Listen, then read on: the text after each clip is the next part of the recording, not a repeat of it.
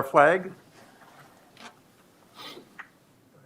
I pledge allegiance to the flag of the United States of America and to the republic for which it stands, one nation, under God, indivisible, with liberty and justice for all. All right, hit this off. While I speak, welcome everyone, and I'd also like to welcome those people who may be live streaming today's meeting and or watching it later on YouTube. This is January 18th and 2022. And at this point, I would like to address the payment of the bills. Commissioners, you all received electronic copies of them. Is there a motion by Commissioner Nissen and a second by Commissioner Gardner? Any further discussion about paying the bills? Hearing none, I'll call for the vote. All in favor say aye. Aye. Opposed, same sign. Passed unanimously. Thank you. Also, the minutes. We have two sets of minutes to approve. The first set is from January 4th, our last board meeting. You also received electronic copies. Are there any corrections or additions? If not, I'll entertain a motion. I'll make a motion that we approve the minutes. A motion by Commissioner Anderson, a second by I'll second that. Commissioner Emdek. Any further discussion? If not, I'll call for the vote. All in favor say aye. Aye. Opposed, same sign. Passed unanimously. The next set of minutes was from our special board meeting on January 13th. And I would ask for any corrections or additions to those minutes. Hearing none, I'll request a motion to approve. Move to approve. A motion by Commissioner Gardner and a second by Commissioner Nissen. Any further discussion? Hearing none, I'll call for the vote. All in favor say aye. Aye. Opposed, same sign. Passed unanimously. Now, at this point, I would like to call on Sarah Swedberg from the EDC, and we are going to proceed now into our public hearing concerning the tax abatement for Midwest Campus. And Sarah, can you just give us a brief overview and any updates before we start asking for public comments? Yeah, marvelous. Commissioners, nice to be with you this morning. This public hearing, again, is for the Midwest Technology Campus. There are a couple different versions we'll look at, but we've been working over the past several months to support this application that the Midwest Technology Campus is presenting. I do have Jim Sieben with me as well. Detailed project information and tax abatement analysis have been included in your packet. Most of it is going to be identical to what you saw when we introduced this project. The one thing that was requested was that analysis to include the potential city and school district numbers in addition to the county. So that's where the change you'll see in there. Again, we haven't approached the city or the school district yet. That's coming. We wanted to start here with the county on that. The Midwest Technology Campus has one other tax abatement. It's not for the same properties that are being considered for this abatement. This abatement would cover the renovations of Unit 6, 7, and 15 on the Midwest Technology Campus and be approximately 5% of the total project costs that they're looking at for total renovation of those 3 units. There are 2 versions in your packet. Again, one for 100% of the county's portion of the abatement. The other is what we're calling the step-down version. So that would be in years 1 through 4 would be 100%. Years 5 through 7 would be 70%. Years 8 through 10 would be 40%. If you look on page 14 of your packet, that details the 100% version. So you would see there that a total of $190,991 would be the abatement, the total abatement over 10 years from the county. And on page 17 would be the step-down version. And that would total about 131 or so $1,000 total. Sarah, on the page 17 one is one I had to do a paper handout on. Perfect. Yes. Okay. So the page 17 in your packet is going to be the analysis from Todd Hagen and Ellers. But thank you for that reminder. There's a second resolution that's been passed around, and that would detail again that step down version.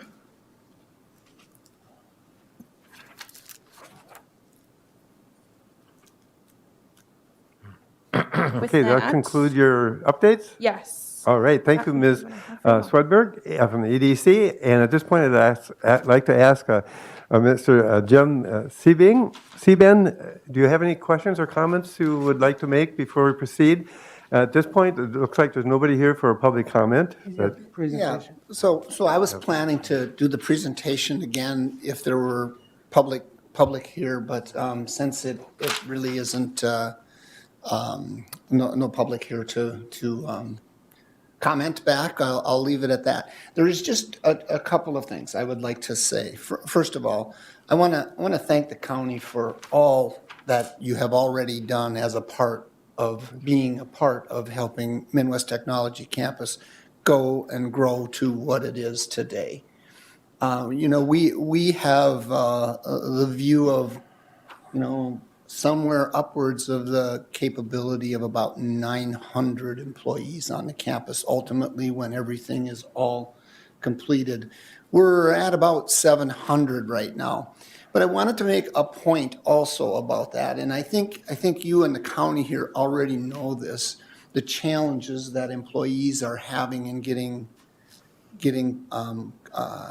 employees, that companies are getting, let me say that again. Challenges that companies are having in finding employees for their business. Novatech has been open about 25 employees steady for the last 2 to 3 years. We right now are at about 30 that we're looking for. And, it's a real challenge.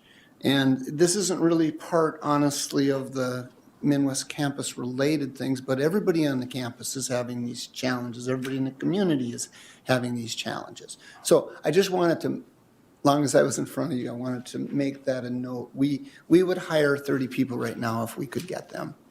And we are at about 300 at Novatech, and we have basically 10% more that we're looking for. So, what do those employees mean to this community? It's a monster value, which you can go back and look at the chart that I put together to see how the revenue they bring and what that means for the community. And that's just our company. There's several other companies. There's 30 companies on the campus now, and many of them are looking for employees. So we have limitations of our growth based on that, that's something just to keep in mind here also. So thank you for your time. Do you have any questions for me? Commissioners? Yeah, I just Good want on to deck. make sure I'm clear, and I think Mr. Seaby, either you or Ms. Swedberg or anybody around here could answer it. So the full abatement would be $200,000 and the step down would be $139,424. Is that how I'm understanding it? That is correct. Of course, we would certainly hope for the full level there. Sure. All right. And that's a good overview. And this is for a public hearing right now, so we really want an overview and kind of focus on what that is. And then maybe ask you, come back after we close the public hearing and get more into those questions and answers too as we move along. Okay. Okay? Otherwise, are there any other questions at this point? Knowing we'll have an opportunity later. I have a couple of questions, but You can if you ask. want to, or there's no one here. I don't, maybe you want to close the hearing first. Okay. All right. Okay, thank you. Yeah.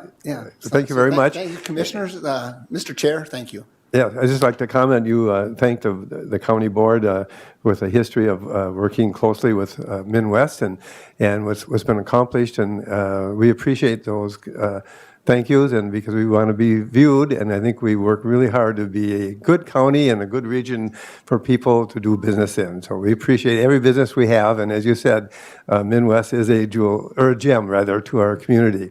I'm going to ask 3 times. I see nobody here, but anybody want to make a public comment? Are there any other public comments? And one more time, any other public comments? Hearing none, at this point, I'd like to ask Conduit County Administrator Kleindl, have you received any written comments? Mr. Chair, I have not received any written comments. Okay. And Conduit County Treasurer and Auditor, Mr. Thompson, have you received any written I have comments? not received any comments. Okay. Thanks. Hearing none, I would like to have a motion to close the public hearing. So move, Mr. Chair. A motion by Commissioner Emdek. Is there a second by Commissioner Nissen? No further discussion. I'll call for the vote. All in favor, say aye. Aye. Opposed, same sign. The public hearing is now officially closed. So No, now, before- don't run away. yeah, okay. I was, we can, actually, whatever order you want to take, or both of you get up there. Yeah. Sarah, you just want to go over the options, and then we can ask you and Mr. Seaben any specific questions we may have, or they can ask us questions too. Yes, absolutely. So we've got two resolutions for your consideration. We have one resolution that was included in your packet, that's the 100% version.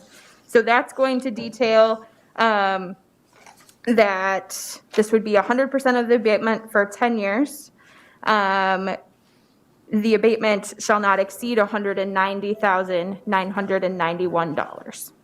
And again, that's shared over those 10 years. And that's above and beyond the base tax capacity that exists for those three buildings. The second version, the paper version that Mr. Kleindell passed around to all of you, that's going to be the step-down version. So that would mean that in years 2024 through 2027, that abatement would be 100%, again, 100% of that new tax capacity we're creating. 70% in years 2028 through 2023, 40% in years 2031 through 2033, and then that would end that 10-year period. In that case, that abatement would be a total of $139,424. Mr. Chair. Okay, Commissioner Emdek. I'm just making sure I understand it. I think I see the same number on both resolutions. Is that, That's why I handed one out to you. yeah, that one is 2022-6, that's the step zone? Same, Mr. Chair, Yes, please proceed. the Mr. resolution number is the same. Okay, It's just that, because you're either going to choose Numbers. yeah. the 100% or the step down. gotcha. I thought it would be two separate resolutions, one or the other. I got it. Thank you. Sorry. Good question, though. Thank you. Commissioner Nissen.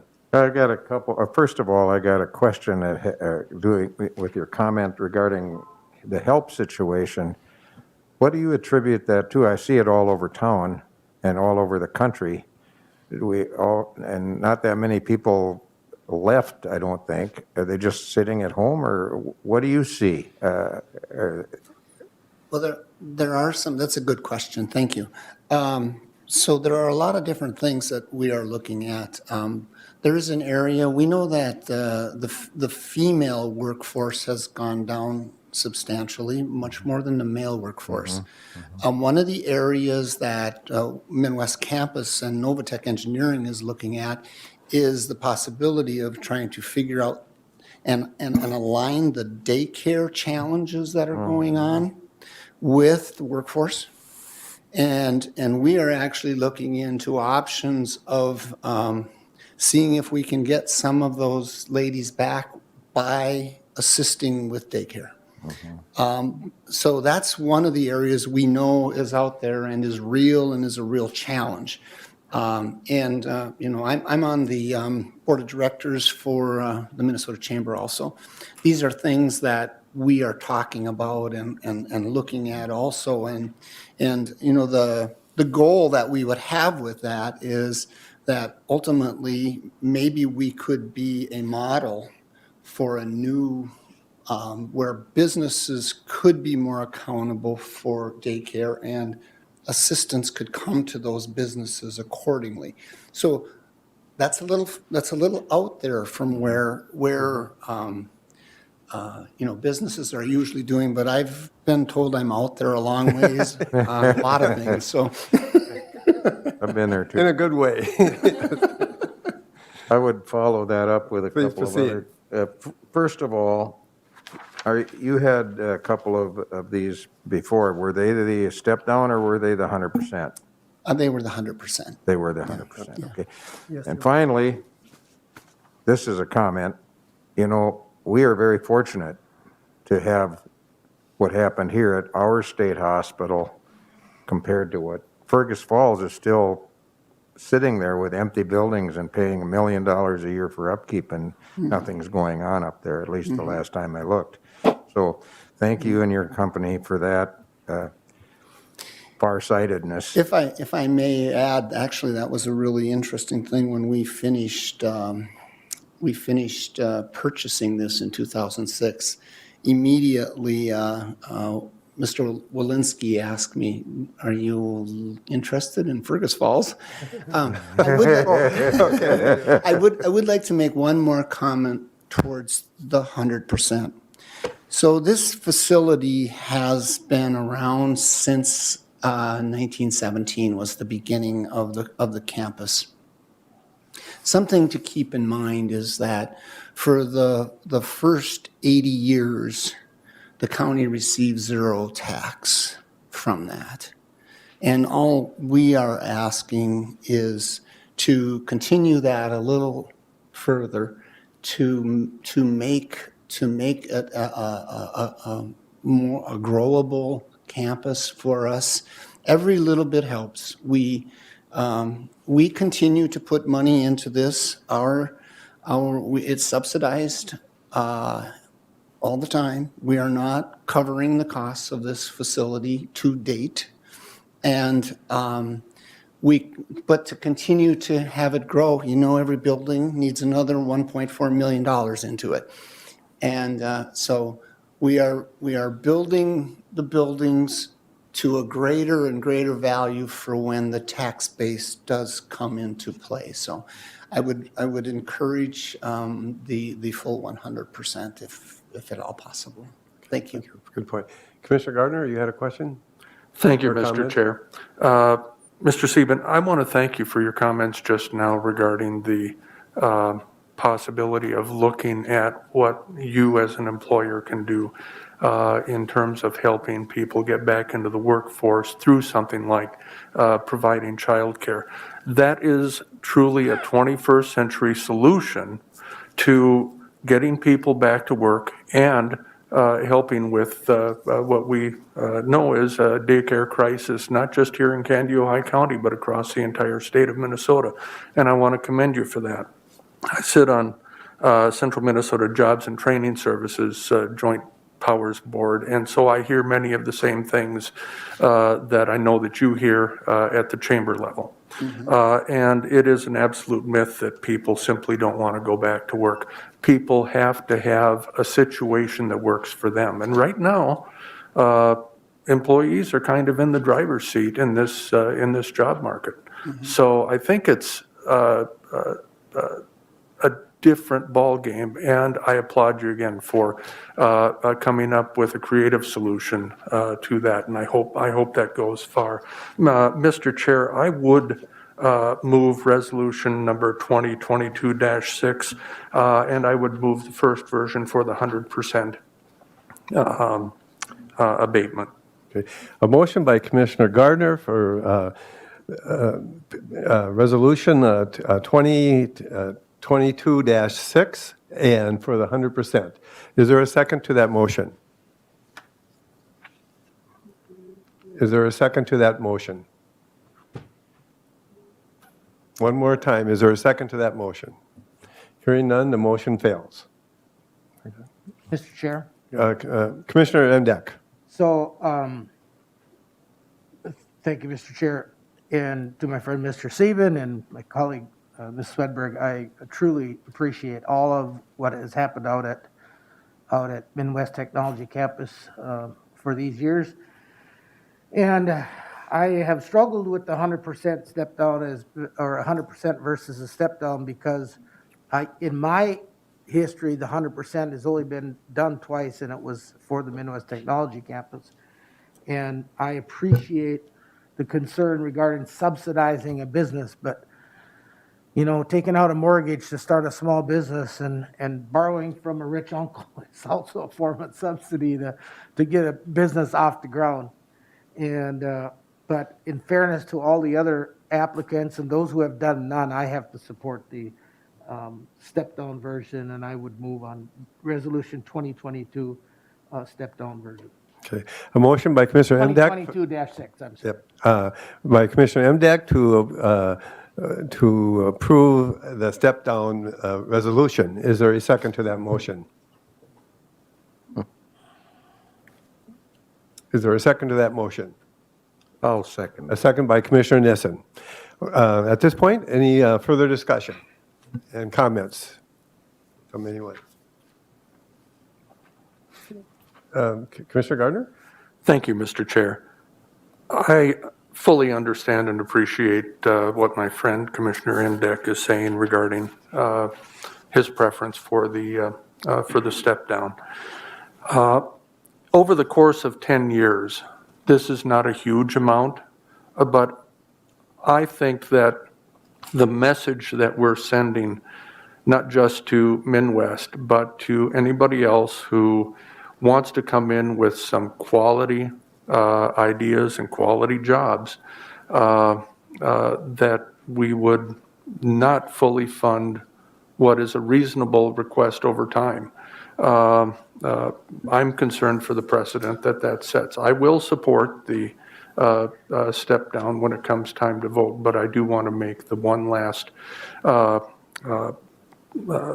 shout out for the 100% abatement. Thank you. Well worded. Any other questions or comments from the commissioners? Hearing none, I will call for the vote. All in favor of the step down resolution, say aye. Aye. Opposed, same sign. Passed unanimously. Thank you guys for coming in. Thank Well, you. thank you for coming. Appreciate it. I think Commissioner Gardner shares our feeling very well, and we really appreciate your doing business here. And I wish the board felt comfortable and we had the resources that we thought it would be fair. But thank you very much, and I appreciate coming forward. And there's a lot of time and energy just putting this together, and you did an excellent job in your presentations, and we are very lucky to have you. So thank you. Okay, thank you. Appreciate it. Thank you, guys. At this point, I would like to call on Conduit County Sheriff, Mr. Holtgren. Good morning, Sheriff.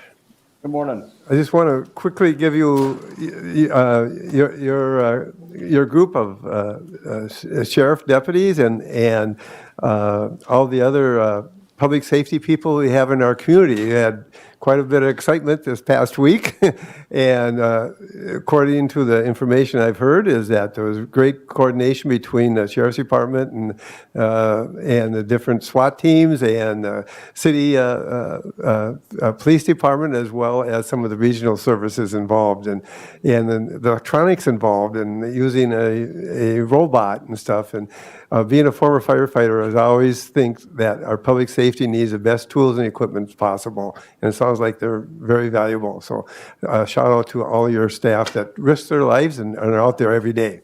So now, please continue. On behalf of them, thank you.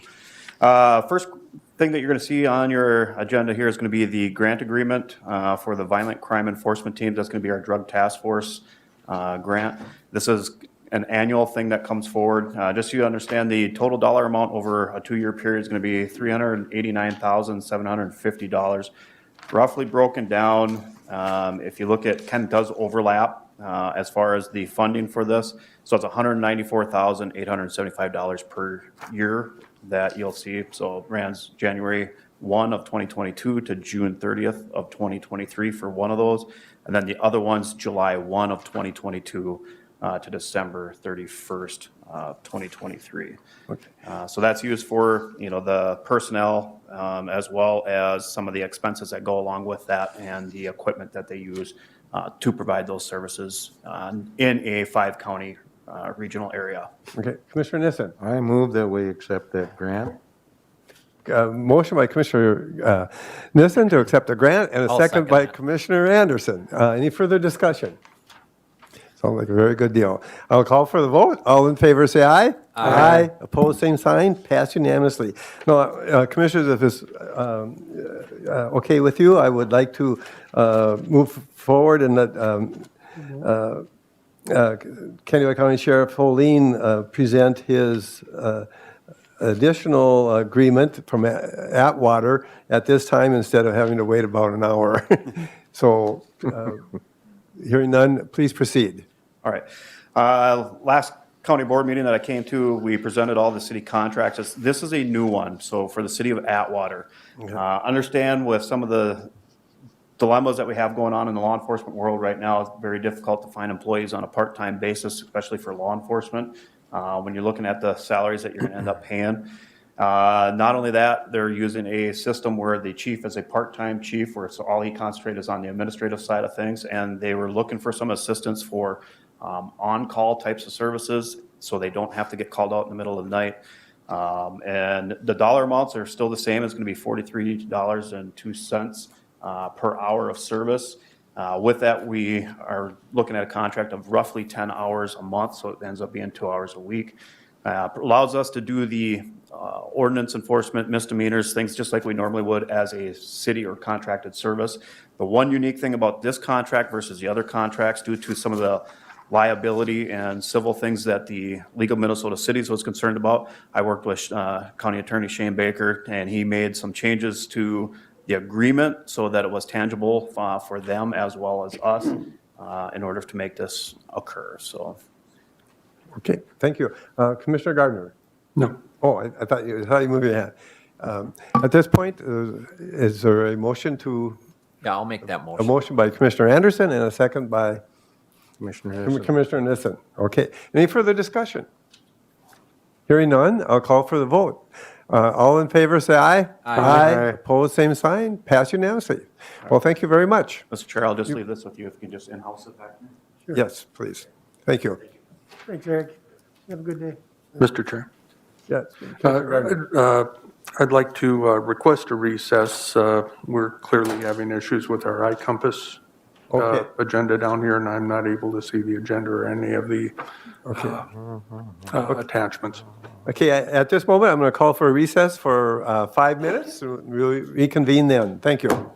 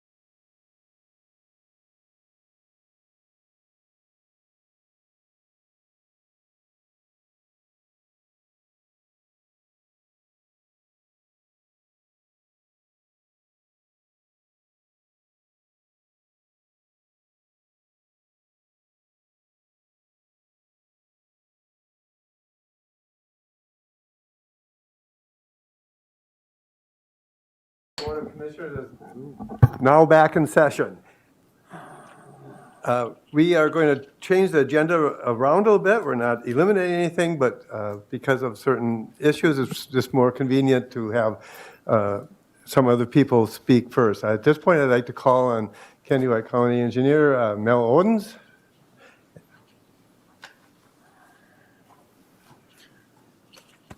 Thanks, Mr. Chair, members of the board. What I've got before you is a consideration of a final payment to Hoffman Construction.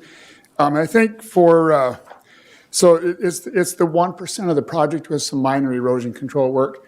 So that what the request is going to, for you is to accept the project and authorize final payment. But I thought maybe I should just show you what the project is. And I know on your packet, you had a picture in there, but. Want me to zoom in? No, that's good. That's good. That's probably good. Okay. So I think what maybe the point of it is this project is all as a result of the Wilmer Y. It's all a result of our efforts to complete the interchange here on County Road 5 and Highway 23 on the southwestern part of town. You can see in the picture the railroad tracks being established. Our goal was to do this in phases, and so the part that we did with the contract with Hoffman Construction was to build this elevated curve here, and we also connected it down to 23 right here.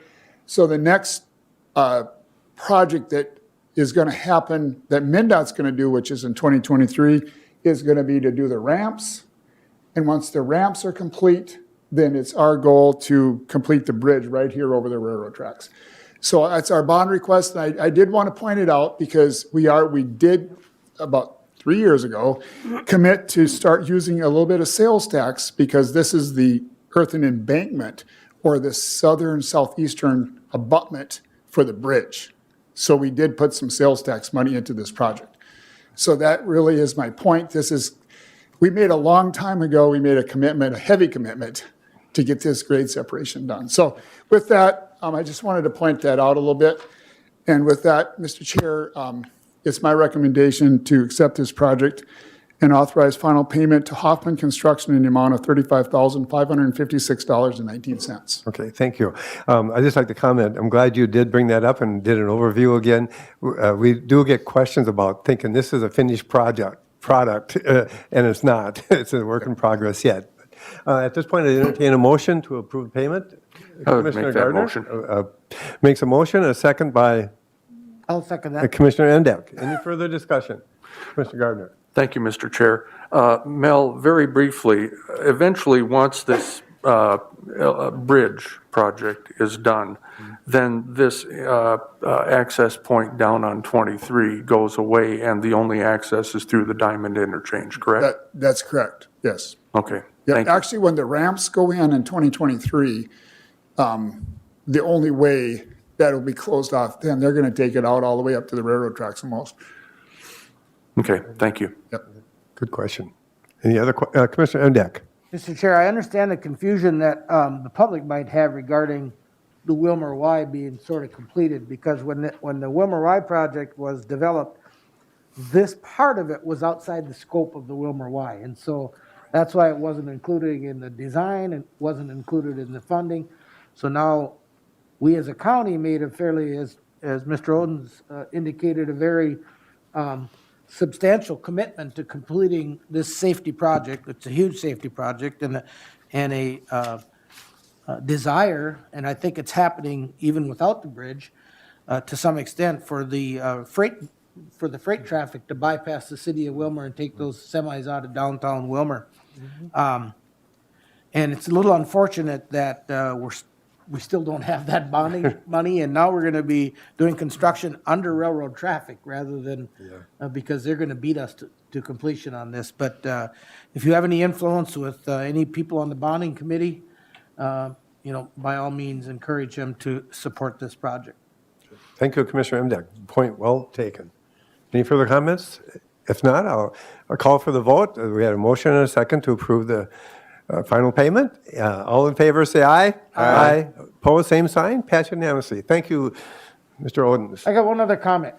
please proceed. That is a fabulous photo. Thank you for the use of a drone on providing that. It's just, it's nice and clear, and it was taken on a nice fall day, the way it looks. I do have to give credit. I think either the law enforcement did it or the marketing committee for, I'm not sure who actually took the photo, but any photo we get that's good like that, we use. Maybe I should have put credits in the packet. They didn't, I didn't take maybe it. they didn't copyright it, so we're okay. That's right. Okay, thank you, Mr. Odens. At this point, the next agenda item is a request for a public hearing, and I'd like to call on Ms. Jenny Lippert, Director of Conduit County Health and Human Services Department. Good morning, Jenny. Good morning, Commissioners and members of the public. I'm Jenny Lippert, Health and Human Services Director. Today, I am here to request a public hearing to update the environmental health and licensing ordinance. So again, this is for our food, beverage, and lodging establishments. This includes all of our mobile home parks, our manufactured home parks, any recreational camping areas, youth camps, and public pools. So there's some recommended changes that we would like to have a public hearing. And Mr. Chair, if I could recommend the hearing be set for the second board meeting in February, which would be February 15th. This would get us the ample amount of time that is needed to properly publish this notice for the public hearing. Okay, thank you. 10 a.m., correct? Yep, 10 a.m. if that's yes. open. That works out well to have it first. Thank you. Commissioners, I would entertain a motion.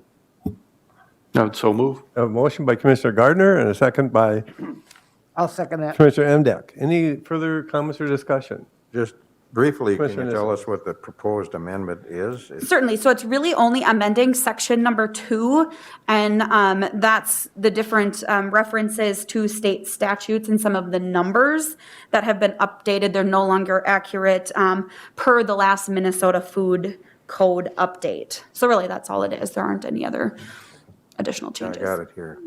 Okay. Public probably doesn't know, but Yes, and we'll make sure, again, this will be posted, it'll be published in all the newspapers, it will be published on our website, and will give us the ample amount of time to make sure people have notification of these changes before the 15th of February. Okay. Any further discussions, questions, comments? If not, I'll call for the vote to have a public hearing on February 15th at 10 a.m. All in favor, say aye. Aye. Aye. Opposed, same sign. Pass unanimously. Thank you for bringing that forward. Thank you. Mr. Chair, I'll yield my spot to Scott. Oh, okay, Scott. At this, next on our agenda, we are going to jump ahead a little bit. And where are you on the agenda? 10:45. 10:45. Okay, there you are. From the, we would like to have the chair of the Prairie Woods Environmental Learning Center come forward. I think you have some good news for us, and please proceed. Mr. Chair, members of the board, good morning. My name morning. is Scott Gloop. I am currently serving as the chair for the governing board for Prairie Woods Environmental Learning Center. And with me is Jennifer Swenson, our new executive director as of yesterday. So brand new. Right. The purpose of me being here is to introduce Jennifer and allow her to introduce herself to you. But first of all, I'd just like to share some information regarding Prairie Woods with you. So Prairie Woods was established a little over 30 years ago, and there was a number of local folks that got together and had this idea. They worked very closely with the county, and the county purchased the first tract of land to establish Prairie Woods. And over those years, we've expanded to approximately 500 acres now. And in the early years, the county bought pretty much most of the land. In recent years, we've continued to expand, and that land has been purchased by Prairie Woods itself. But the bulk of the land and facilities on Prairie Woods is county-owned. We have a long-standing, wonderful, cooperative, collaborative relationship with the county at Prairie Woods. Our primary focus is environmental education, but we also offer other things like team building and a whole multitude of outdoor experiences. In regards to our environmental education, we have a very robust relationship with a number of schools in the area that pre-pandemic were coming out and participating in our programs. We also, of course, have challenge course, climbing walls, both indoors, outdoors, and mobile, kayaks, a giant canoe, and of course, a very robust trail system, which provides opportunity for the public for hiking and skiing and snowshoeing and kick sledding and all those kind of things. And we do rent some of that equipment out for those that don't have it, that want to come out and enjoy our facility. Also, we rent out our facilities to the public for various events, weddings, Boy Scout ceremonies, birthday parties, whatever, however the public would like to use them. A lot of times local businesses also rent those out for various things that they hold. Pre-pandemic, we provided programming for 30,000 folks annually. And the vast majority of those were youth, but I just wanted to emphasize that number. This was programming that we provided. This isn't including people that just come out and use our trails. We don't track that. So, you can imagine it's really grown tremendously in the last 30 years, what we offer. We also reach statewide. The Minnesota Youth Eco Solutions program is administered out of Prairie Woods. And this program involves working with high school and junior high schools from throughout the state of Minnesota. And they put together teams that come up with their own energy saving or environmental types of programs. And then they implement those. And then at the end of each year, we have a statewide contest where those teams compete and we select winners for that. So we literally reach throughout the state.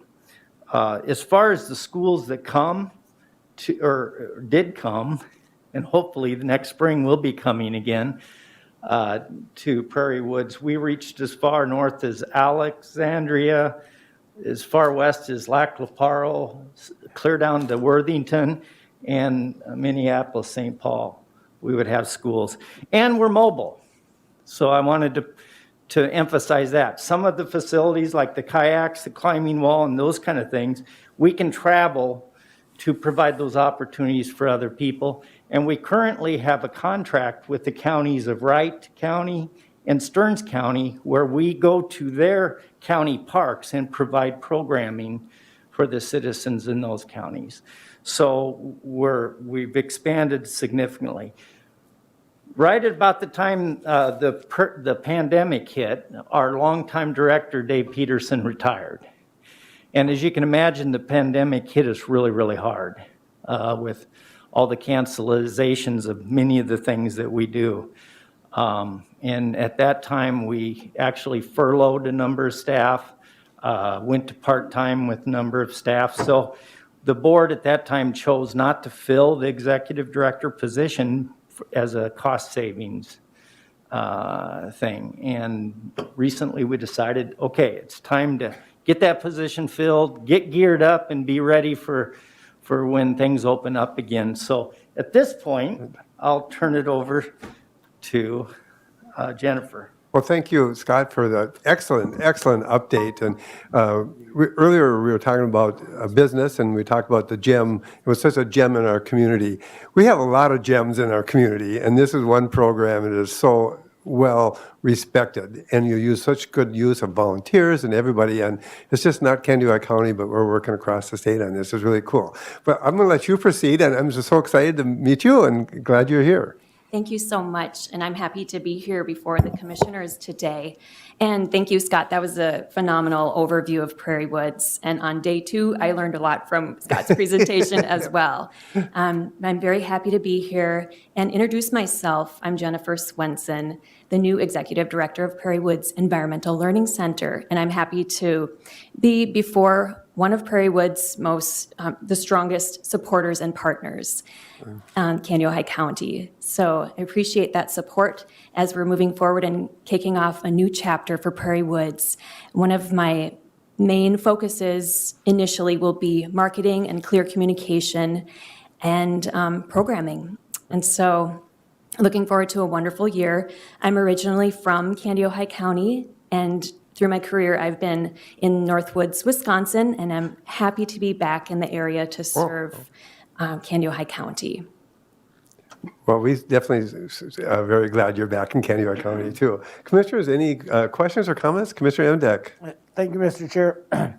I've served on the Board of Governors for several years since I've been a commissioner, and the last two, as Mr. Gloop has alluded to, have been very difficult. And I'm sure that the interview team did not sweep that under the rug when they visited with you about the challenges that you face. And from the people who I visited with, they're very confident that you're up to the challenges of getting the ship righted, and through no fault of anybody's, obviously. But I would agree that there's times when we take that Prairie Woods Environmental Learning Center for granted. But a year and a half ago, we got some CARES dollars to promote tourism in the area. And the dollars had to be used for outdoor activities because they were viewed as safe activities to do during the COVID, during the pandemic. And so I kind of spearheaded the New London part of that. And we used Prairie Woods Environmental ELC Center for much of the filming that we did to promote fat tire biking and kayaking and hiking. And so we'll be back there at the end of this month if you'll have us to try to. Last year we wanted to do some winter video shots. We didn't get much of a winter last year, so hopefully we can do that in a few weeks here, and we'll be welcomed once again to do some winter activities. Absolutely. Thank you so much for that testimonial. Any other questions, comments? Well, hearing none, I want to say again, thank you so much, and it's a pleasure to meet you, and I know we're heading in the right direction, even continue to, I guess, let's put it that way. So thank you for coming, and I appreciate it very much. Look forward to working with you. Yes, and have a good day. Welcome. At this point, I'd like to call on Administrator Kleindahl to have start a discussion concerning a consent agenda.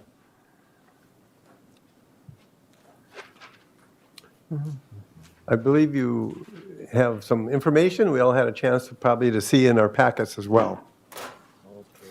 Mr. Chair, my name is Larry Kleindahl, County Administrator. Thank you for having me today. As you know, at the last several board meetings, I've been talking about trying to become more efficient at our board meetings and what are some things we could do. I think at the last couple board meetings, I sent what a consent agenda is. And in your packets and stuff, I presented, how can a consent agenda make your board meetings more efficient? Also, not for yourself, but also people, department heads or supervisors come and presenting routine things that just automatically happen. So in your packets, it talks about what is a consent agenda, how can it make your meetings go faster? And it's not just about speed. I think, but it's about efficiency. If you have a department head that's coming from a different building, you drive here, it's a 5-minute present, if that, but they end up driving back and forth, waiting, and it probably takes them 30 to 40 minutes. Yes, so it's not just a standing and presenting. So I would like to ask you to consider using the consent agenda in our agenda items. You can read just as well as I can read it to you about what the consent agenda is and how it can make your meetings go faster.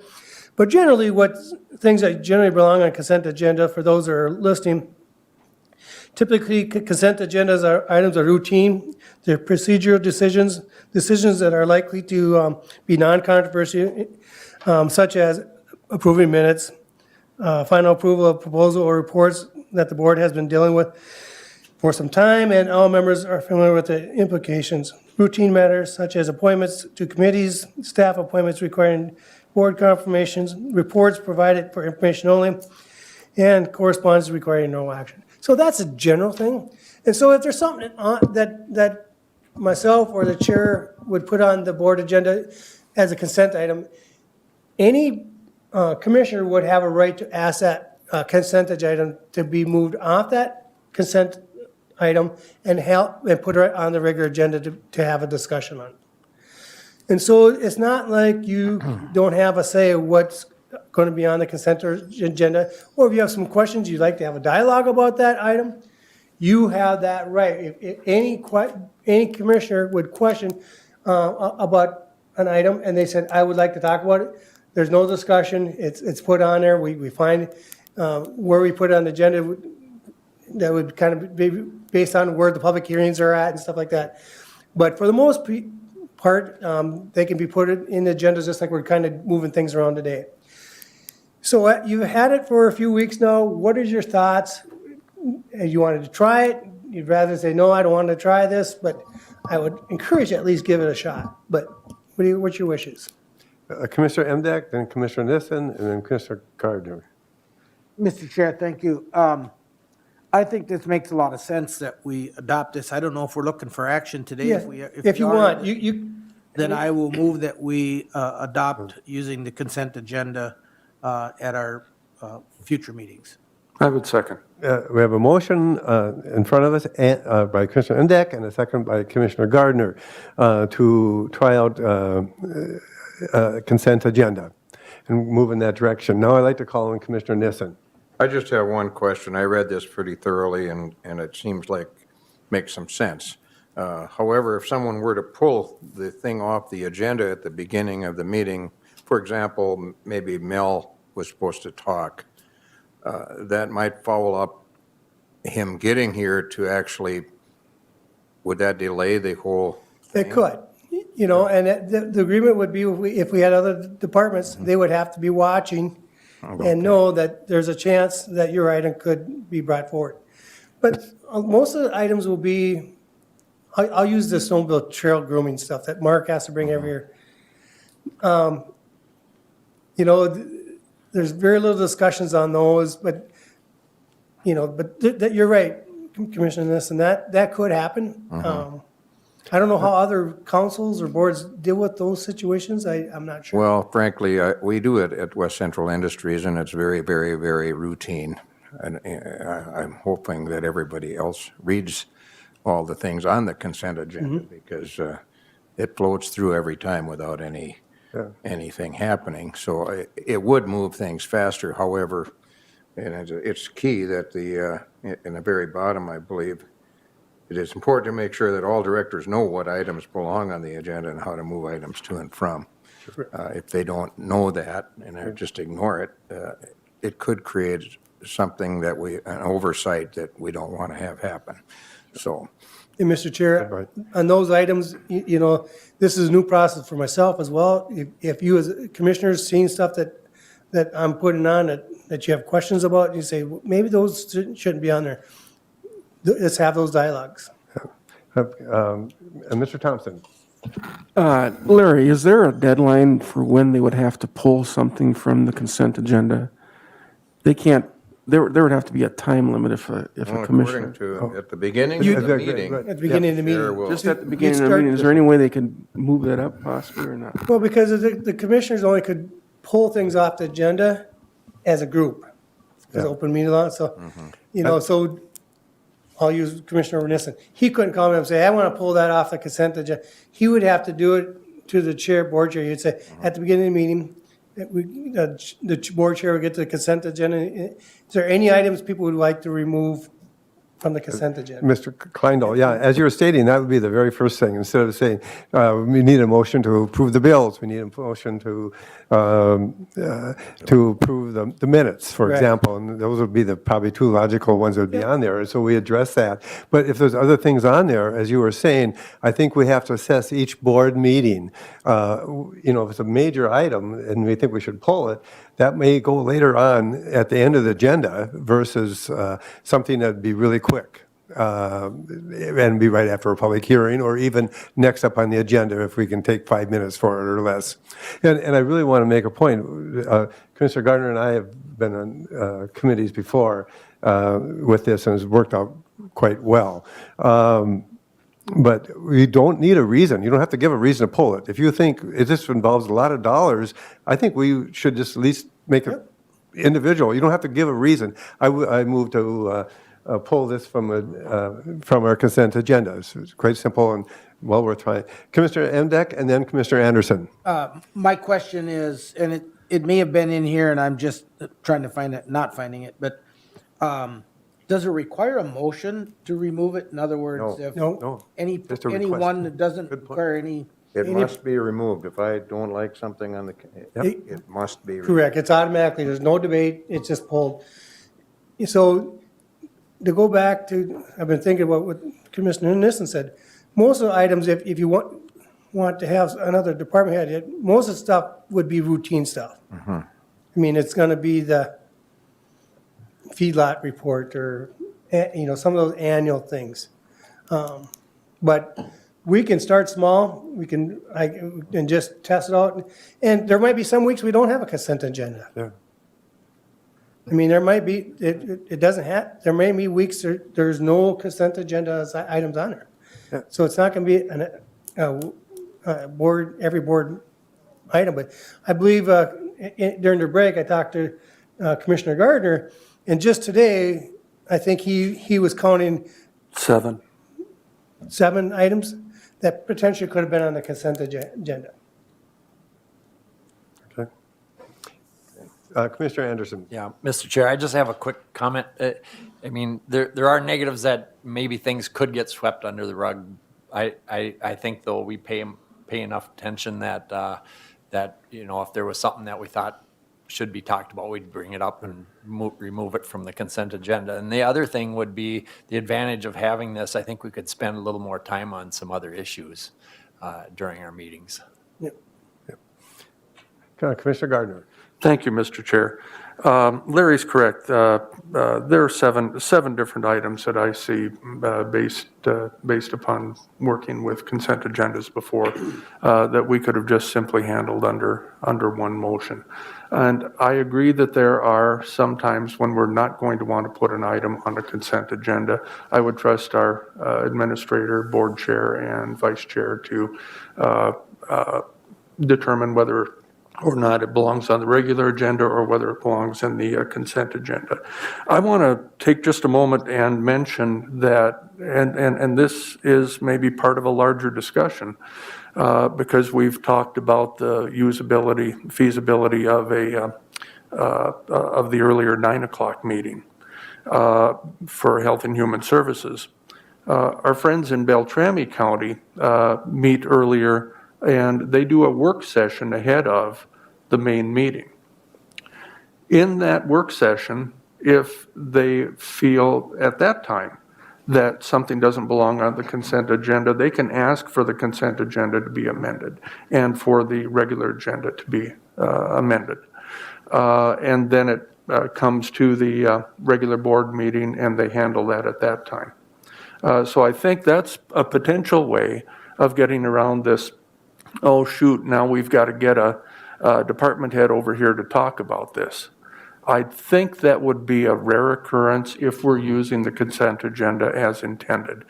Routine, non-controversial items under a certain probably dollar threshold for some of the, especially state and federal grants. I think that Mr. Odens, who had to leave, was expressing to me a concern that perhaps some of those entities wouldn't like their business conducted under a consent agenda if they had, for example, hundreds of thousands or millions of dollars here. And we're also not going to be using this for any resolutions, any official business, anything like that. This is simply to make the best use of the time while we're here, so you don't have to hear somebody like me droning on and on about a topic like this. Okay, thank you, Commissioner Gardner. Yes, and I just want to stress the importance of transparency, and we can pull things if we think it's just important for the public to hear this, we can do this. So hopefully we don't give up any transparency of what we're doing, and it doesn't look like we would. Commissioner Gardner. And I do want to drone on for just another moment.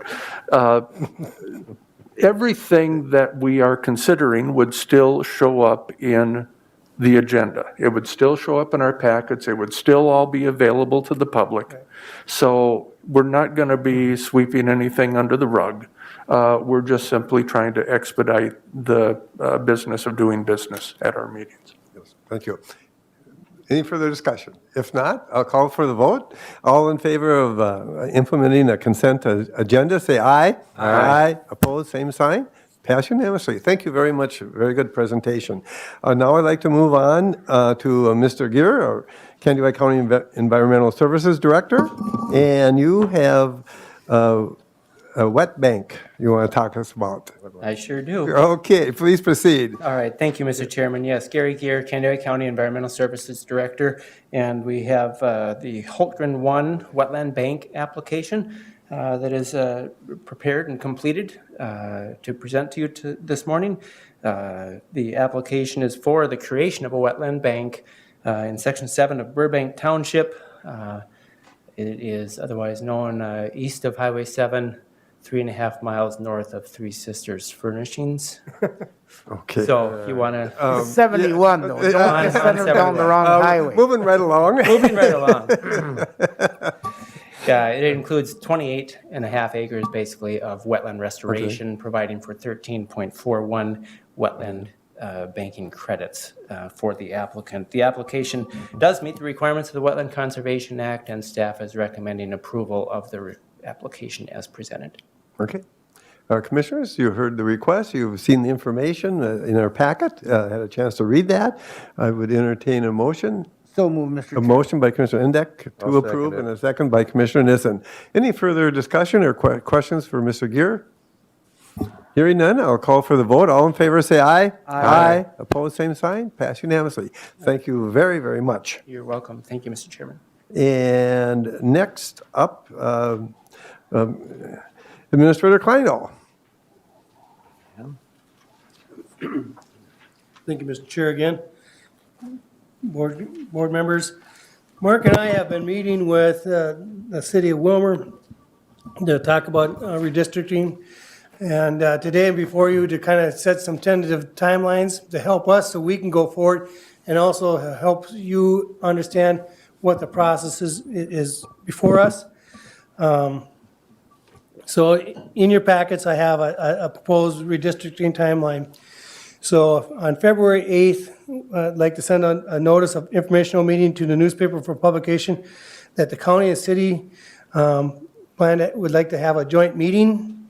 During this, the notice of the meeting for the city and county published in the newspaper would be on the 12th. The legislators are supposed to have to us, local governments, by the 15th of February, what the legislative districts will be. For the most part, our local governments and stuff won't be affected by their redistricting. We look at what the numbers are within your wards and precincts and in your townships and your cities around. Redistricting has a mathematical alignment. The numbers that you need to have within your districts, there's 5 commissioners, and so you take the population of Conduit County, divide that by 5, and that, because you have 5 commissioners, and that's what the norm of the redistricting requirements are. And then you take a mathematical number of that number, and you have to be within 10%, and then a 5% threshold. Sounds complicated, but in the next few board meetings, I'm going to slowly start bringing that stuff to you and to the public so they can see where we're at. Today, my intent is really to set what the proposed timelines are so we can continue on. After the 15th, I'd like to propose that on February 23rd, that the Conduit County Board of Commissioners and be meeting with the city of Wilmer to have a joint meeting in the multi-purpose room at 6 p.m.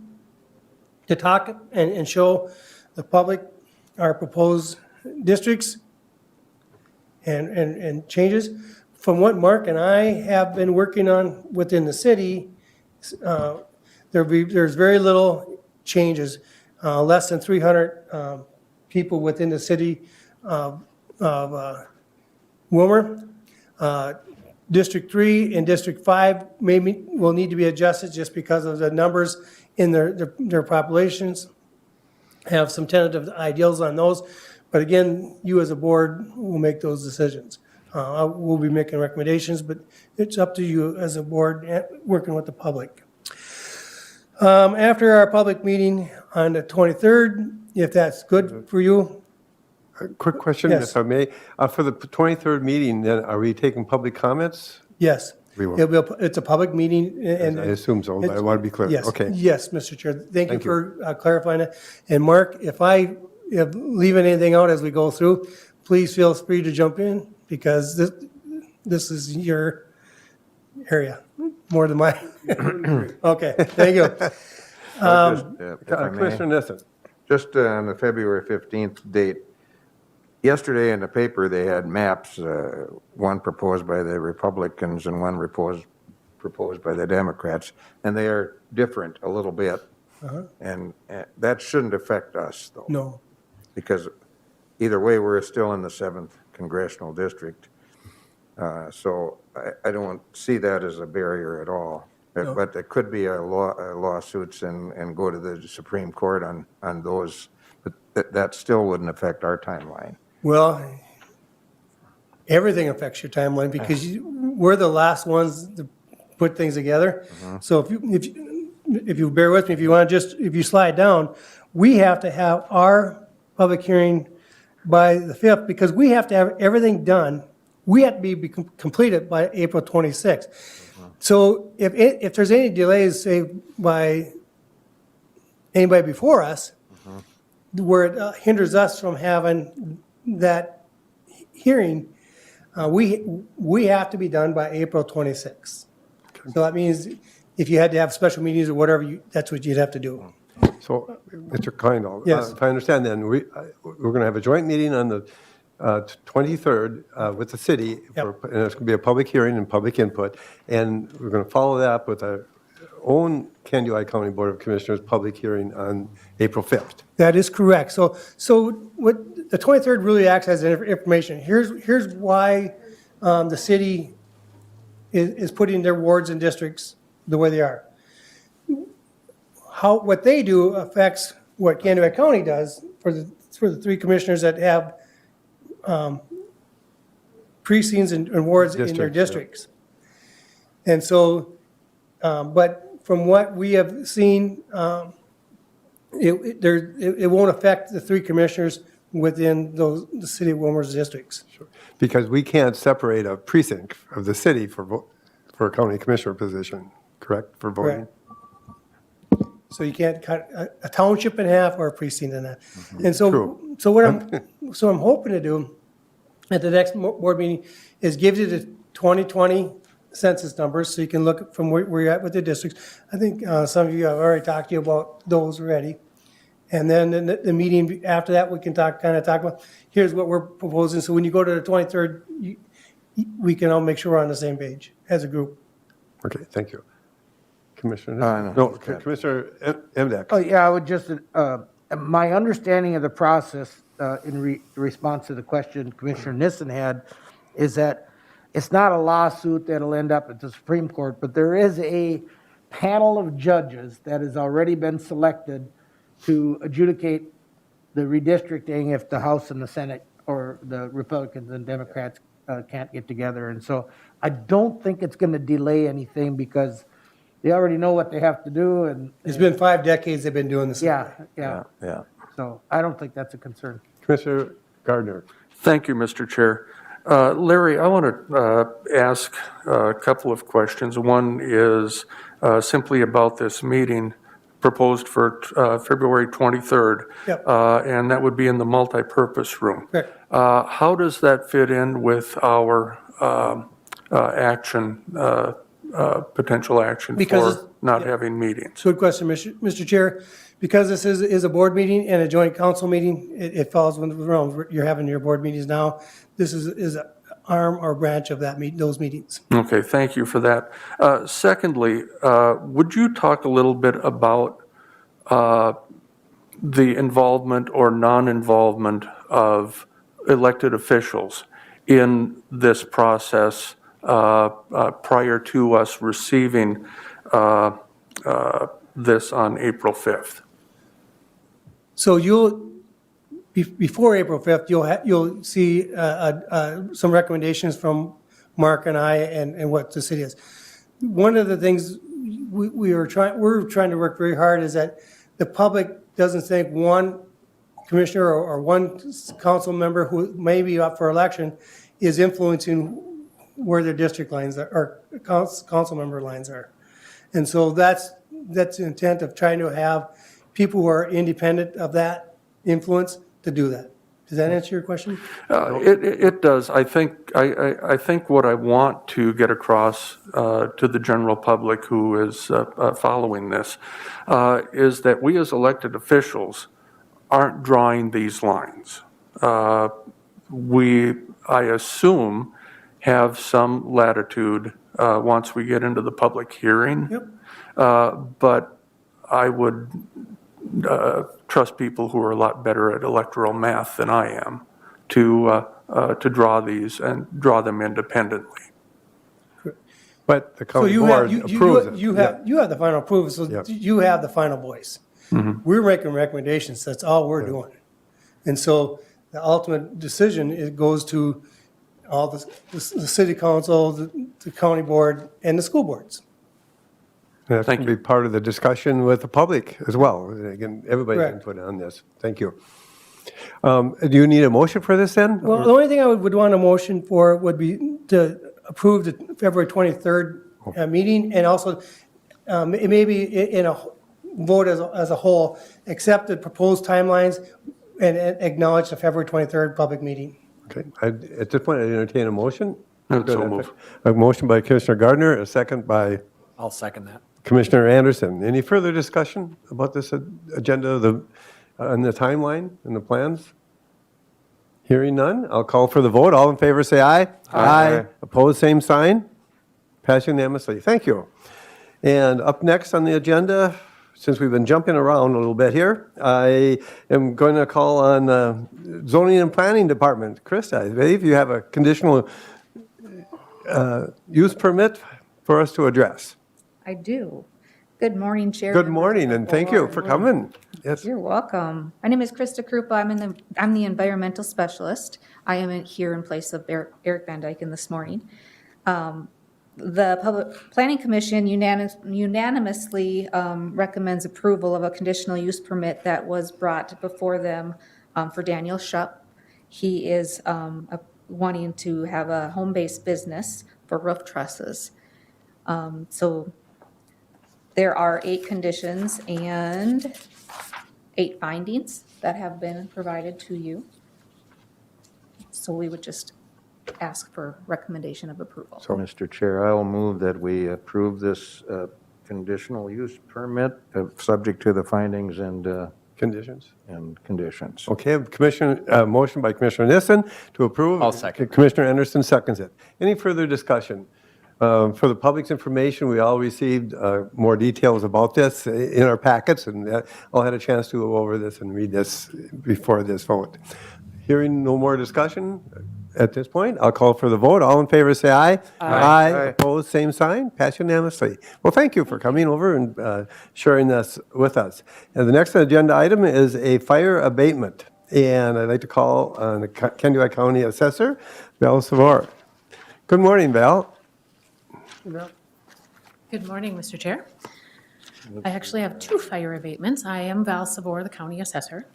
I have a fire abatement for 1305 Ella Avenue Northwest in Wilmer. It was destroyed by fire, or at least 50% of it was damaged on August 12th.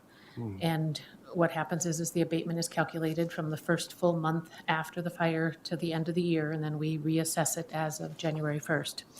The abatement would be for $257, and this would go towards the taxes payable in 2022. So it would not be a reimbursement to the homeowner. It's for the taxes payable 2022, so it would be a credit. Oh. Yeah. And do you want to do these together? Separate. Or you separate, I would think, Okay, the cleaner. so then that one we would need an approval for. Okay.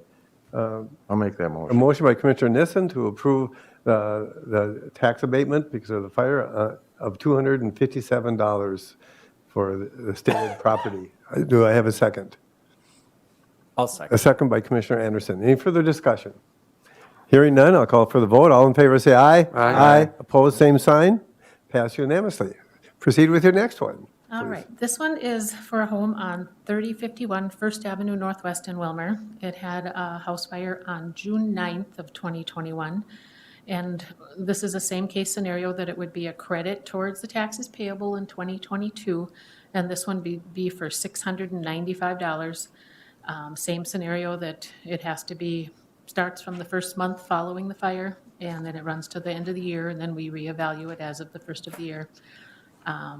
And that is what we're requesting. Okay. I would so move. A motion by Commissioner Gardner and a second by, the chair will second that. Any further discussion? I'll call for the vote. All in favor, say aye. Aye. Opposed, same sign. Pass unanimously. All right, thank you very much for coming forward and with all this information. It's very important we do things like this. At this point, I would like to suggest that we take a 10-minute recess, and then we'll proceed with the agenda. We're moving along really well, so here we go. Thank you. For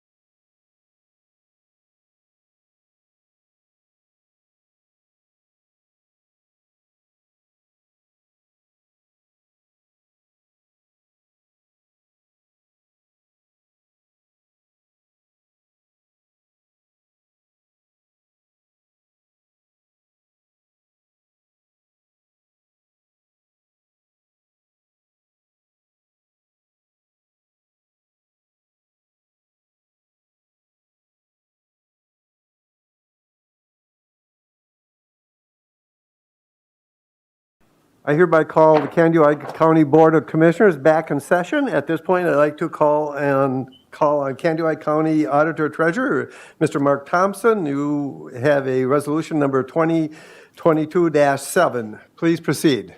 Morning, Mr. Chair, members of the board. Yeah, I'm here today asking for the board to approve an application for funding from the voting equipment grant, VIGA 3. In 2021, the state authorized funding for the voting equipment grant. And again, that's known as VIGA 3. This is a 50-50 grant. The county pays 50%. The grant, it's a 50% match. The county pays 50, the grant's 50%. However, I do plan on, again, this is a state grant, I do plan on applying for a HAVA grant, which is, many years ago they came out with HAVA, which is Help America Vote Act, the HAVA grant, and there's money available there, and that would be used to cover our 50%. I've already sent in the application for the $1,662.50 grant. The deadline was December 17th. I wanted to get it in. I talked to the Secretary of State's office. They said that's fine. Get the grant application in. The resolution can come later. They're okay with that. And that's what I'm asking you to pass today. What we're going to use these funds for, we upgraded our DS200s, our tabulators. We upgraded the software in the tabulator. And of course, I had a question thrown out at me before. We don't use the Dominion machines. We use machines from ES&S, Election Systems and Software. I think the Dominion machines have been in the paper, so just if anybody's curious about that, we do not have those. We have machines from ES&S. What else do I want to say here? This software that that we used, or that they updated on the DS200s, if you recall, the last primary, we now have 4 major parties. We have the Republican Party, Democrat Party, the Legal Marijuana Now Party, and the Grassroots Legalized Cannabis Party. Those are the 4 major parties. If you recall, at the last primary, not all, our ballots could only handle 3 columns. So there was 1 party on the backside. This updated software will allow for a 4-column ballot. You will see all 4 major parties on the front side of the ballot. So that's the primary purpose we needed to do this, so that we get all 4 of them on the front side. I did get a little feedback from that last time. How come that 1 party's on the back side? Well, they just couldn't handle more than a 3-column ballot. So that's what this new software will do. It will accommodate a 4-column ballot. So, plus there's other stuff in there too, but the main thing was this 4-column ballot. So again, I'm asking just for the board to approve this resolution 2022-7. And again, it's not that huge of a grant, but again, it's out there. We might as well use it and collect as much money as we can. Well, thank you, Mr. Thompson, for bringing this forward to us. At this point, I'd like to call Commissioner Gardner. I will move resolution 2022-7. We have a motion to move on this resolution. Is there a second? I'll second that. A second by Commissioner Anderson. Any further discussion or comments? Commissioner Gardner. Thank you, Mr. Chair. Mark, essentially, this is the primary reason for doing this is to be fair to all 4 of those major parties and make sure that they're all seen on the same page, literally. What, if anything else, in this software update is of help to you in administering an election? Again, as I mentioned, that's the main thing I see. I know when I read through the upgrade that there's some security upgrades. I don't know all the specifics of that. I trust our vendor, ES&S. They provide election services statewide to most counties. They are the election vendor in Minnesota. There's a few others that are in the state, but ES&S has a huge share of the election machines in the state. And as we are known for across the country for having high participation as well as highly secure elections, just hearing you say security updates is good enough for me. So, thank you. Commissioners, any other questions, comments? Hearing none, I'll call for the vote. All in favor, say aye. Aye. Opposed, same sign. Passed unanimously. Thank you, Mr. Thompson. Now I'd like to call on Administrator Kleindahl, and you are going to lead the discussion here about limited public meeting rooms. Thank you, Mr. Chair. Board members, this is a conversation that was started last Thursday on the 13th. It was tabled. As you know, on that day, Conduit County put a mask mandate for the county buildings only. From starting last Friday until March 1st, it will be reviewed. Excuse me. So on the second part of that was my request that we limit public meeting use of the meetings in this Health and Human Service building. And so that was the conversation that between now and March 1st, that meeting use for people outside of the county or tenants in our building would be limited. So that's where the conversation was. The question came up, I believe, from someone in the audience, is that they have a requirement to give notification of a meeting 30 days prior, and that if that March 1st deadline could affect it. I'm okay either way. What I would say is that between now and March 1st, because we have already canceled some of those public meetings like MAD and some, just because of the number of people in a small space. I would say the mask mandate between now and March 1st for all public meetings would be limited. I still would say we limited any meetings between now and March 1st for anybody that is not a tenant in this building or an employee or county commissioner or a city council member in this building.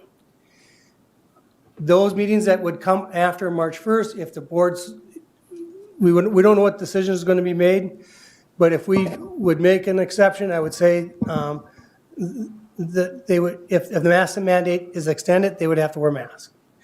And they would have to have limited exposure to what the building is. So for example, if they're using multi-purpose room, we requested park on one side of the building, not walking all the way through the buildings again. What we're trying to do is stop the spread of the virus. So we could do that. That was an option. And with understanding that all other rules and compliance issues that go along with using the room would be still in place. So that's that's where I'm making my recommendation. Okay. Mr. Chair, I would move that we, this is my motion and you can vote or not vote, that folks that put a request in prior to this whole issue coming up be allowed to have their meeting. And in particular, as Larry said, if it's a meeting that's going to happen after March 1st, but because of the 30-day notice, that they be allowed to have that meeting. That's confusing. Mr. Chair, the only question I would have is there's other groups as well. Yes. There's more than one group, and that means everybody else that would have asked us prior to this coming up, that shouldn't drop a bomb on them because they had their oar in the water prior to this issue even coming up. Commissioner Nissen, I appreciate you wearing your mask. I should be wearing mine. It's sometimes hard. Could you repeat what you said to make sure I got the whole gist of it? I would move that we allow those that had asked permission to use the public room downstairs be allowed to do so, particularly those that meeting would be after March 1st. And I don't know how many people have asked, but I strongly feel that if they asked and all of a sudden we pull the rug out from under them, so to speak. I just, well, I know I'm debating. That's my motion. Do you Okay, understand my yep, motion? no, that's, okay, we have no, you have a motion. Is there a second to that motion to honor the commitments that we have already? Is that, am I clear? Well, no, because they actually never got back to the group I'm referring to, but I'm sure you did get back to other groups. Well, I had to, we'd have to check with Karen. I don't run the meeting, but I know I know last week we did give notice to some, like the MAD panel stuff, because they're coming up, saying it's just not good to have 60 people in that room, sitting there for 3 hours. Well, that's my motion, and Okay, I hope that you understand what I'm saying. Okay, we have a motion. I'll second that. And a second by Commissioner Anderson. Okay, now for discussion.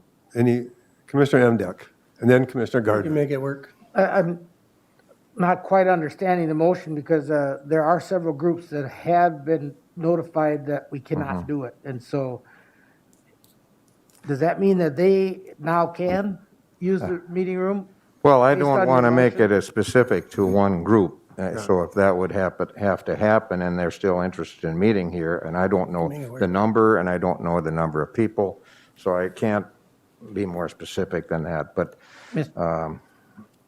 Mr. Chair, Commissioner, thank you for please that proceed. clarification, but then what's the purpose of doing it?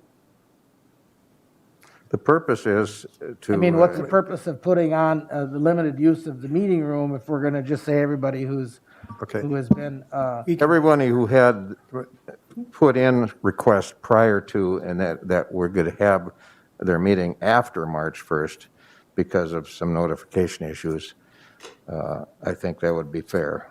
Okay. Commissioner Gardner. Let Mr. Imdek continue first. So, if somebody could share with me again what the time limit is on the meeting in question, when is the last date they could give notice? You're going to have to ask the folks in the audience. I don't think we get in specifics of what one group or not. That was just an example. What I would say is that there might be some other groups out there that, because of the number of people they have in their groups, they have to give notice of where the meeting's at. Yeah. And that's the only thing. And so that was something that was not taken into consideration when I first brought this forward, about the amount of notice ahead of time to give it. The last thing I want to do is create a wedge. I'm not trying to do that. I'm trying to protect our employees. That's the only darn reason I'm doing this. And, you know,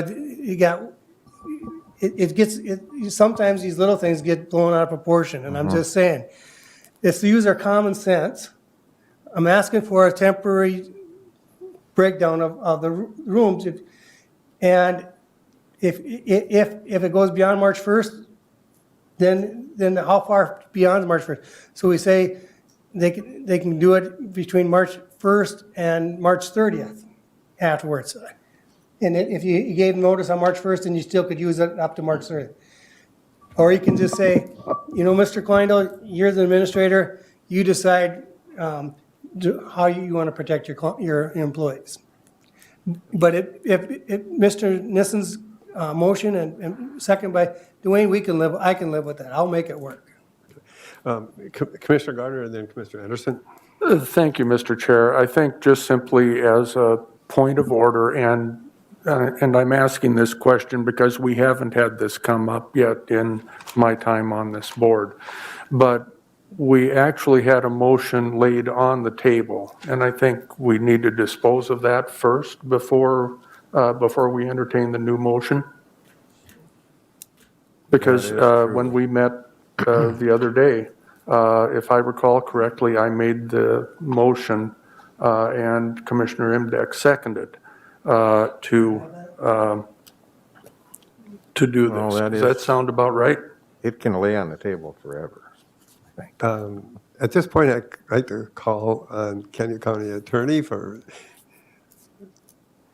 Robert Rules of Order. I just want to make sure we're handling this correctly. Well, I think what Commissioner Nissen said, it could lay on the table forever. You don't have to revisit it. Right. You have to. So the two are not linked? No. Okay, I appreciate that clarification. Okay, thank you. Thank you.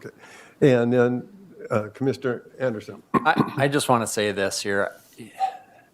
I understand that people have, concerns about the pandemic and stuff, and I do too. But this also is the people's building. I mean, we got taxpayers that paid for this building and they would like to use it. And I think they should be allowed to use it. I think there should be no problem with this here because it's after March 1st and they need to have certainty that they can have a meeting or not have a meeting. And I just think, because it is a people's building, we should allow people to use it as best we can. And I think that I have no problem with it being used. And to make that kind of an exception, it isn't that far of a stretch. I'm fine with it. Okay. Any other discussion or comments? Mr. Chair, I would go back to the very reason why we are considering this, and that is the healthcare facilities are being overwhelmed. We're in the middle, I think it's about the 23rd that they hope that we will have peaked with the inpatient and the infections, and that it will drop rather quickly. And the whole purpose of this and the whole purpose of masking in public buildings was to see if we can help the healthcare facilities not get overwhelmed. And I don't think we can lose sight of that. So I would make an amendment to that motion that we set the date not on March 1st, but on February 25th.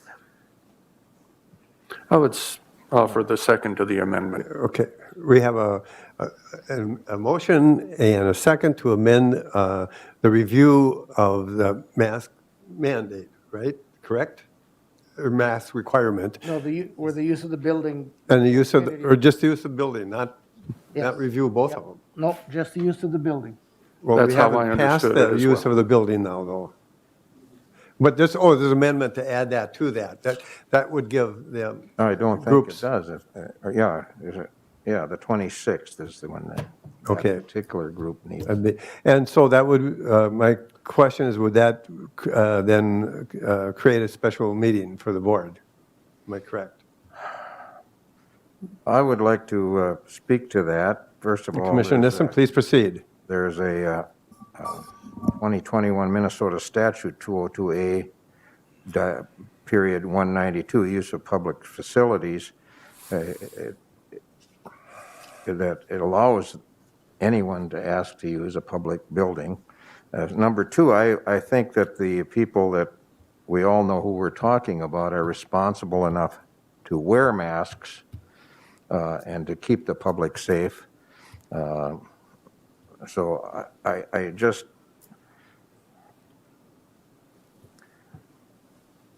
don't know if that amendment it might create problems for that group. I don't know. I don't sit on their board. I don't know for sure.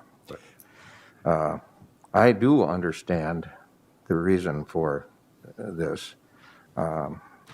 I wear a mask even though I'm had the disease and I'm fully vaccinated to honor those rules. But this is a situation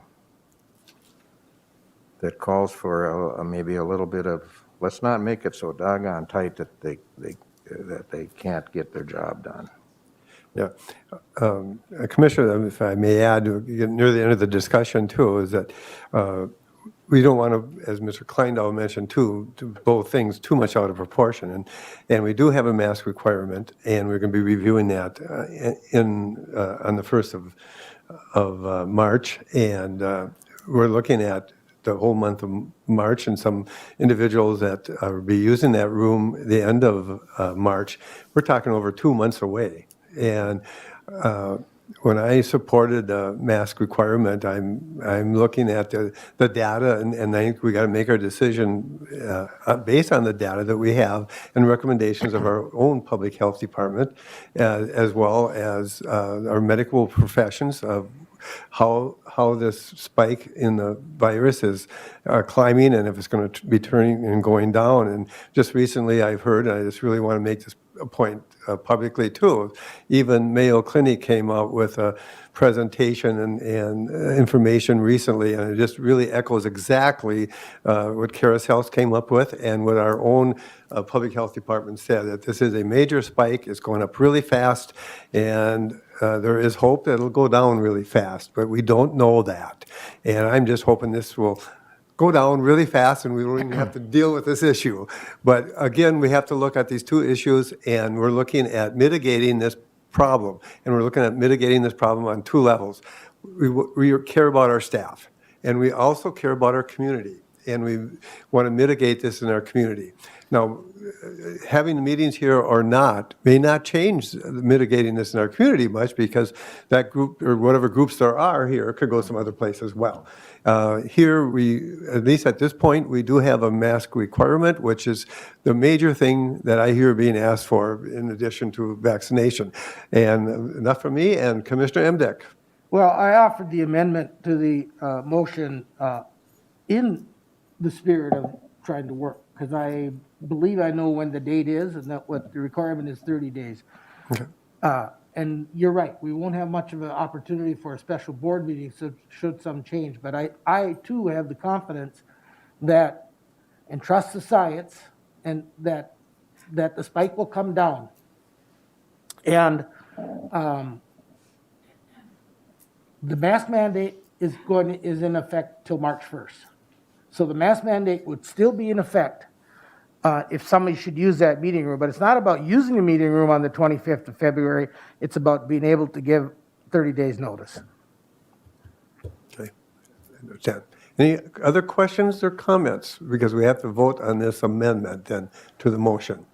Second on the amendment? Yes, Commissioner Gardner seconded. Please speak up, clarify some of those seconds and motions. It's hard to keep track of those. Okay, no further discussion. I'll call for the vote on the amendment to the motion. All in favor, say aye. Aye. Opposed, same sign. Aye. Mr. Chair, maybe you want to do a roll call? Yeah, I'll do a roll call, and I'll start. And then I always pick on you. Maybe I should start at the end of the table. You can pick first. on me. Gardner votes aye on the amendment. Okay. Commissioner Nissen? Nay. Okay. Commissioner Anderson? Nay. Commissioner Emdek? Aye. And Commissioner Berg, aye. So we have an amendment. Yeah. Okay, now we have a motion, and will somebody please restate the motion with the amendment to be clear? Maybe we better ask Mark to do that. Go ahead, Mark. What do you got? Raleigh, Mr. Chair, Commissioner Nissen made the first original motion, and his motion was to allow those who had asked for permission to use you mentioned the room downstairs, but I believe you meant all county buildings? No. Just the one downstairs? That's the one that Okay. question here. Okay, he made a motion to allow those who had asked permission to use the multi-purpose room downstairs. And I believe what you meant was prior to last Thursday's meeting. If they had asked for that use prior to last Thursday's meeting, Yes, that's what I meant. then they could use it after March 1st. Right. Well, and we amended that to. Yeah, well, that was the original motion. The amendment from Commissioner Emdike was to change the date to after February 23rd. That Wasn't it? 25th. 25th. 25th. I'm sorry, 25th then? No, okay. That would I heard allow the the same thing 30 you did, days, I think, is what you Well, were after. So did that make No, sense? because there's only, 26, yeah. Does it get to be 30? How's the math? You guys are making way too much of this. Yeah. Yeah, All right. we are. I might be out of order, Mr. I think Chair, but everybody's being very careful not to step on anybody's think- toes and be as transparent and fair as possible. Yes. So, Okay. so, Mr. Chair, that's the motion I had from Commissioner Nissen, and Commissioner Emdike made the amendment which passed to his motion. Okay. All right. Any further discussion before we vote on this? Read that one more time. Yeah. I should maybe clarify one. Did I get the amendment correct, Commissioner Emdike? Yes. You wanted to change the date to February 25th, I believe. Maybe vote it down and start over. To make Okay. it clean. What are we voting You want to vote down? down? Is The that- entire thing? That's a suggestion. We've already passed the amendment. Right. Now you're calling the question with the amendment in it. Any fur- Did you want the motion read one more time? What's Yeah, the he deal wants with to hear the motion February- again. Yeah, he wants to Read know what the that vote is. amendment was again, because Yeah. Okay. The motion was to allow those who had asked permission to use the multipurpose room downstairs, if they had asked prior to January, did I get the date? Last Thursday, January 13th. If they had asked prior to that date, they could use it after March 1st, and the amendment was to change it from March 1st to February 25th. February 25th. February 25th, which February 25th. is 26th, 27th, 28th, plus 26. So basically, you're saying they can use it 26 and If 3 is only if they've 29 days. If they've Asked asked to use permission the problem, prior, too. prior to February 25, if they ask permission prior to 25. no, they would have had to ask permission prior to last Prior to Thursday's last meeting. Thursday. Yeah, but the Yes. amendment is prior to. No, that's when they use it after. They can use it. Use it after that, okay. Is that clear as mud? Now it Yeah, is. it is. Well, we're making this complicated, as we are, but we got, any further discussion before I call for the vote? So, at this point, maybe we should do a roll call again. I'll start at that end, if you would, please. Commissioner Emdek, Aye. Commissioner Anderson, Aye. Commissioner Nissen, Aye. Commissioner Gardner. Aye. Commissioner Berg, aye. The vote and the motion as amended passed unanimously. So hopefully I can write that down so I Yeah. know what the heck I'm So doing. it'll be interesting to see what the minutes look like. And let's just all hope that things move along well with, in the right direction when it comes to COVID. So thank you, everybody, on that issue. Knowing that, I believe we are coming to the end of our agenda. Mr. And- Chair, we have a couple appointments. Commissioner Yes, Nissen. would you please proceed with that? Yeah, if I Commissioner can. Nissen, what- regarding the EDC Operation Board, he has one reappointment and one new appointment. And I have talked to Aaron Bachman, and the county has 2 appointments to make. One is a reappointment.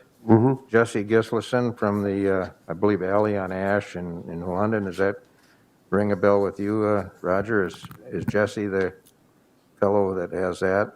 He And has a then- partner in it, but yeah, that's, And then Aaron really made a strong point that we have appoint a woman, because the only woman on the Joint Operations Board is going off next year. And he gave me a list of names. And I called Mary Warzinski, who has the employment office on 10th Street, is it, in Wilmer? Yes. And her husband has the general mailing business across the street from that. And she accepted. So I would like to appoint those folks to the Joint Operations Board at the EDC. Okay. I would second. A motion by Commissioner Nissen, a second by Commissioner Gardner for the EDC appointments as stated. Any further discussion? Commissioner Emdek. just a point of clarification. So we needed one from the city and one from the county. No, we don't. No, the city has to make their own appointments. Jesse was a county appointee before, and Mary is an appointee, even though her business is in the city. I don't know where she lives, but she would be our other appointment. replacing Raleigh Bowl. Raleigh Bowl is going off. I thought the city made that selection. No, the city has their own, they have to make their own appointments. These 2 are we had to fill 2 spots.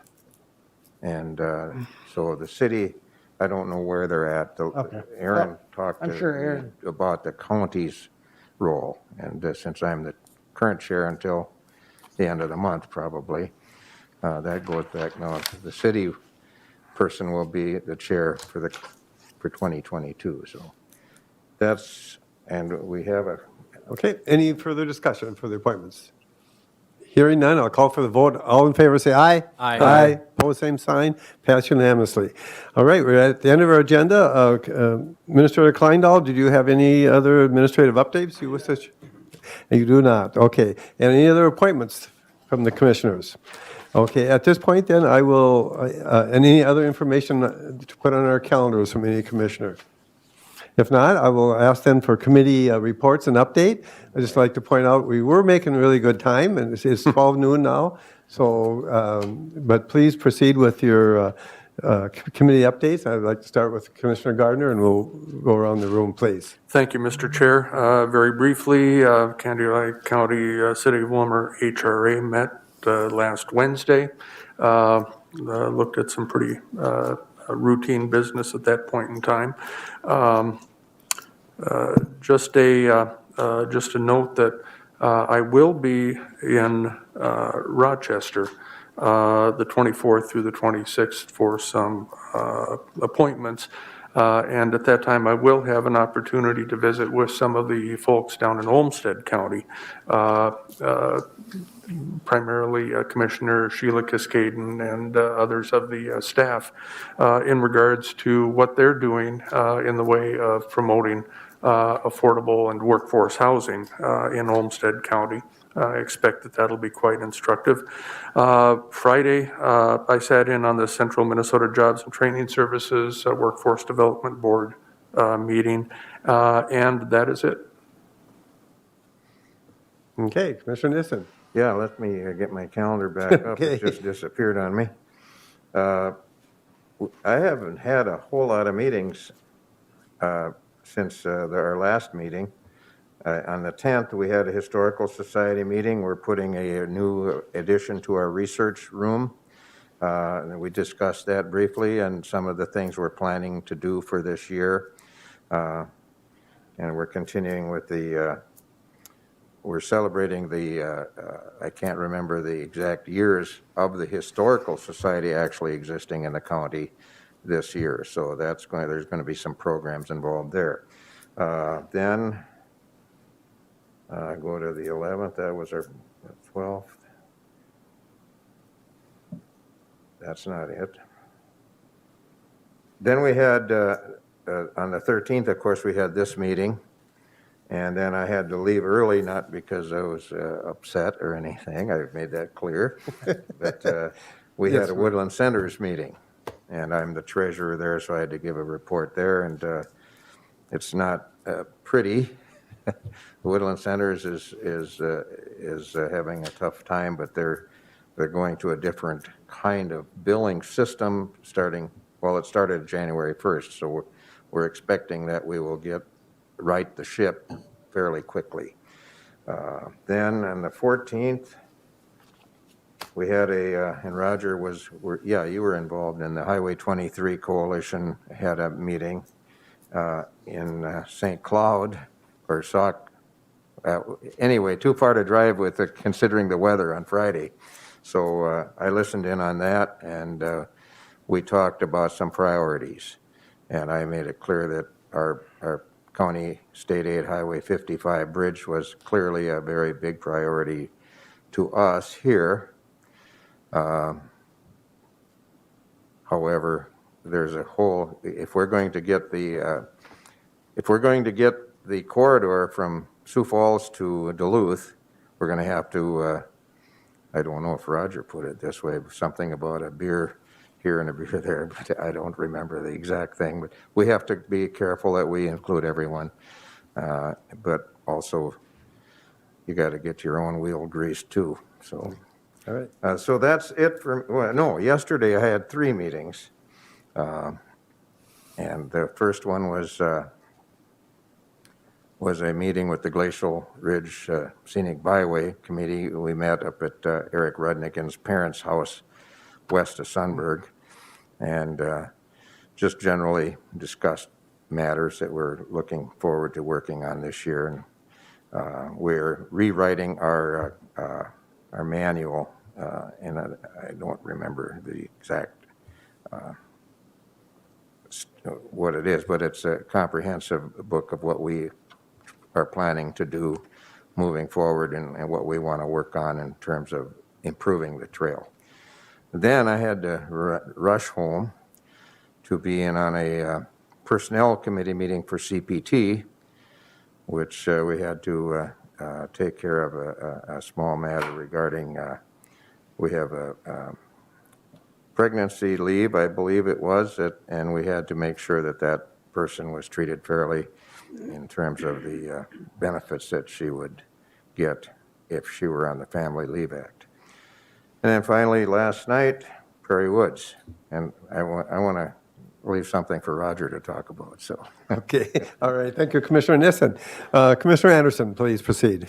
Yeah, most of my meetings were canceled or didn't happen. There was a test meeting supposed to be on January 5th, but we didn't have it. And then Veterans Service Advisory Meeting on the 12th didn't happen. And on the 14th, there was a Central Community Transit meeting that was scheduled, but it was canceled due to the snowstorm. So I didn't have any meetings other than last Thursday's meeting. Okay, thank you, Commissioner Anderson. Commissioner Emdek. Yes, as Commissioner Nissen said, pretty much everything was covered with the exception for me, because we also got a brief from the new director out at Prairie Woods, so and Scott, so I'll leave that alone. I was able to, during the winter months, North Fork of the Crow River watershed meets during the day, so that allowed me to attend that one. And that evening I had planning and zoning, and that was about it in addition to the ones Raleigh mentioned. Okay, thank you, Commissioner Emdek. I had a slug of meetings canceled, unfortunately, because of weather, the Hot Creek project, the Hot Creek One Watershed Plan, the 18 County Mental Health Consortium, as well as CCT transportation was canceled. I did have a PAC 4 Zoom meeting, but really nothing to act on at that meeting, pass on to the board at this point. I also had an EDC meeting on a workforce subcommittee, and just to remind everybody, they are having a workforce summit on the 20th. So that's coming up in a couple days, and it's open to the public, and I plan to attend that. There's several other meetings, but this is probably pretty well summarizes it. So anything further from the commissioners? If not, I hereby adjourn the Conduit County Board of Commissioners.